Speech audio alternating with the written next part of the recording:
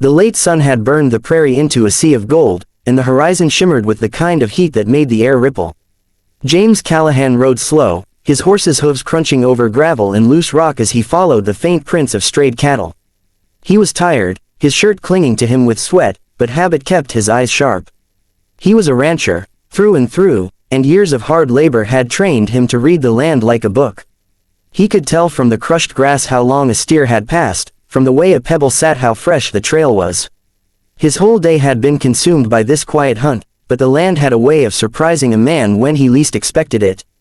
As he rounded a bend where the rocks narrowed into a canyon's throat, his horse snorted, ears flicking forward. James straightened in the saddle and narrowed his eyes. That was when he saw her. At first, he thought it was a trick of the shadows, something caught in the glare of the sun. But as he urged the horse closer, his breath caught in his chest. A girl, young, Apache by her long black hair and dark skin, tied cruelly to a post hammered into the ground. Her wrists were bound behind her back with leather straps so tight they had cut into her flesh. Her ankles were lashed together, forcing her into an awkward half-kneel in the dirt. A cloth gag bit into the corners of her mouth, and her head slumped forward from exhaustion. James pulled his horse up short. For a long moment, he just stared. His heart beat hard, his mind running with questions he didn't want to ask. He'd seen captured men before, tied up by other ranchers or even their own people as punishment. But a girl, out here, alone, left for the sun and the coyotes to finish. He swung down from his saddle, his boots crunching in the dirt as he approached. The girl stirred when she heard his steps, lifting her face slowly. Her eyes, dark and alive despite her condition, met his. There was fear in them, yes, but also a fierce fire that hadn't been extinguished. She strained against the bindings, a muffled sound escaping her gag. James crouched, his shadow falling across her, and his throat went dry. Everything in him said to turn back. The settlers didn't meddle in Apache matters. The Apache had their ways, and crossing that line could cost a man dearly. But there was something about her eyes, something that cut through all the rules and traditions like a knife through leather. He reached forward and hesitated, his hand hovering just above the gag. When he finally tugged it loose, the cloth fell damp against her neck.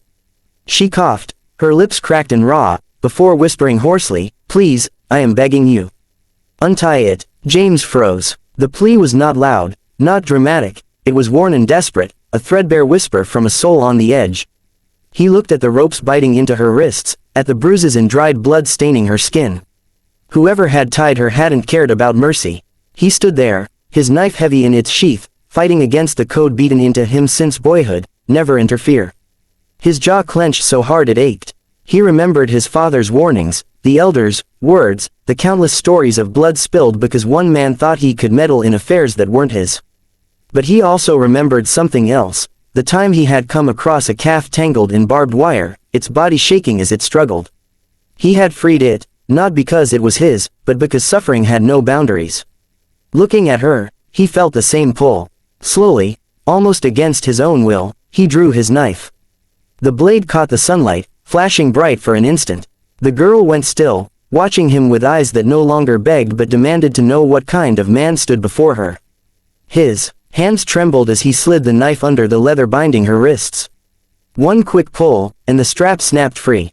She gasped, her arms falling forward, red welts where the ropes had bitten deep. He moved to her ankles next, cutting through the straps with swift precision. She hissed when she tried to stretch her legs, but the sound was more relief than pain. For a moment, she didn't move. She just sat there, breathing hard, staring at the dirt between them. Then, with surprising steadiness, she raised her head to him.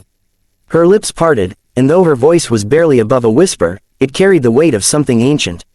She spoke in her own tongue at first, words James couldn't understand, but her tone was unmistakably filled with gratitude. Then, in broken English, she added, You broke it." Tradition. James swallowed, the enormity of what he had done settling on him like a heavy blanket. He had crossed a line. Whatever story had brought her here, whatever punishment she was meant to endure, he had shattered it by stepping in. The Apache could see it as theft. The settlers could see it as betrayal. Either way, he had chosen a path that could not be undone. "I couldn't leave you," he said gruffly, almost to himself. Didn't seem right. Her eyes softened, the fire in them dimming just enough to reveal something else, trust.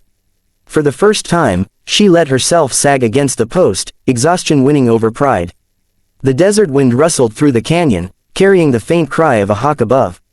James stood slowly, his knife still loose in his hand, his chest rising and falling with the heavy truth of his choice. The cattle could wait. Whatever this girl's story was, it was now tangled with his. He had untied more than leather that day, he had unraveled a knot between himself and a fate he had never expected. James did not sleep that night. The prairie, usually his comfort, seemed to stretch out endless and hostile, filled with questions he could not answer. The girl lay in his small cabin on a straw mattress he'd covered with clean blankets, her breathing uneven, body stiff from the wounds the ropes had left behind. He had washed her cuts as best as he could with boiled water and wrapped her wrists with strips of torn cloth. Every movement had made her flinch, though not a word of complaint escaped her lips. He sat at the table, his back bent forward, elbows on his knees, staring at the flickering light of the lantern. His calloused hands worked nervously against each other. A rancher was used to silence, but this silence was heavy, filled with what-ifs and the knowledge that dawn would bring judgment of one kind or another.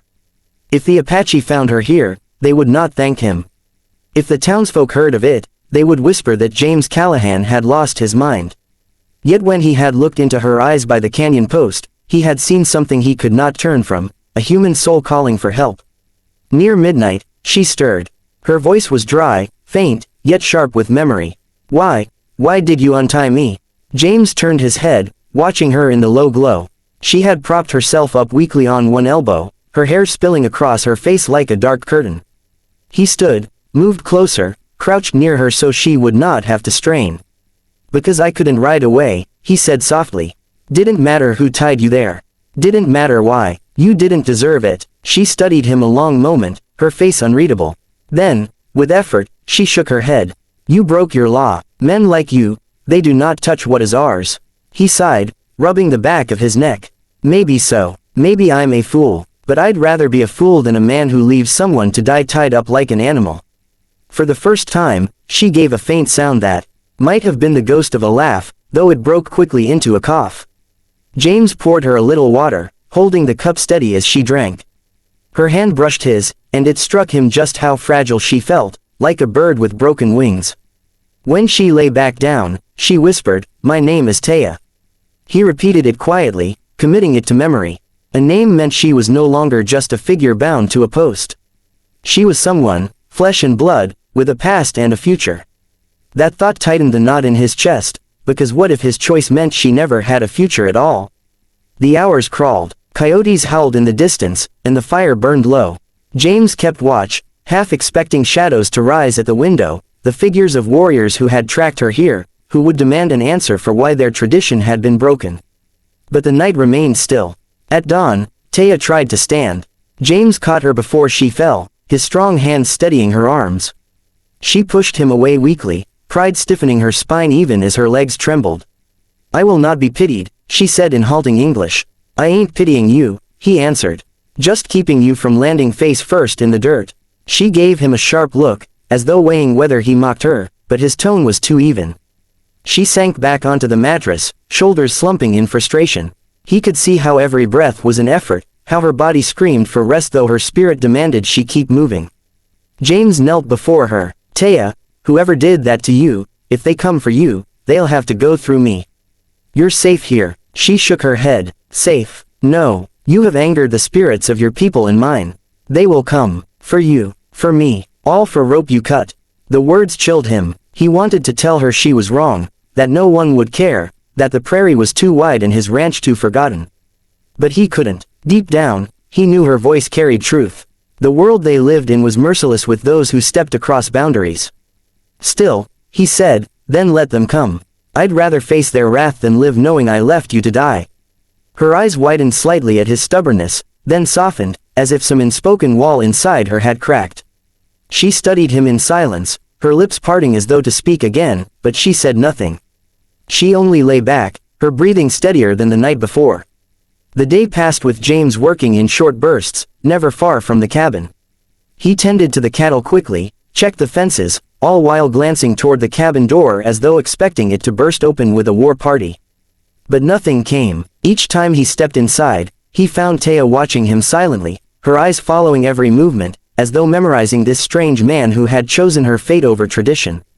By evening, when the sun was melting into a river of fire on the horizon, she finally spoke again. "Do you know what it means?" What means?" James asked, lowering himself onto the stool near her. "To cut rope," she said slowly. "To free what was bound by law of my people. You take the weight. Their shame is yours. Their anger is yours. Their eyes will not see me anymore. They will see only you." James exhaled, heavy with the truth of it. "Then I'll carry it. Don't matter what eyes see me. What matters is you're alive." Something flickered in her expression, surprise, perhaps, or disbelief. Then, to his astonishment, she reached out, her fingers trembling but deliberate, and placed them lightly on his arm. "Then you are not like the others." Her touch lingered only a moment before she pulled back, folding her hands into her lap. But James felt the weight of it, as though she had passed something and spoken to him. Trust, fragile and dangerous, but trust nonetheless. That night, as darkness fell and the stars wheeled above the silent plains, James sat once more with his rifle across his knees. The cabin glowed with the low warmth of the fire. Inside, the girl he had freed lay finally sleeping, her face at peace. And he knew that whatever storm his choice had unleashed, he would face it. Because in that canyon, when she whispered, "Please, I am begging you, untie it," something inside him had shifted. A line had been crossed, not just tradition, but the boundary between a man living only for himself and a man bound to someone else's fate.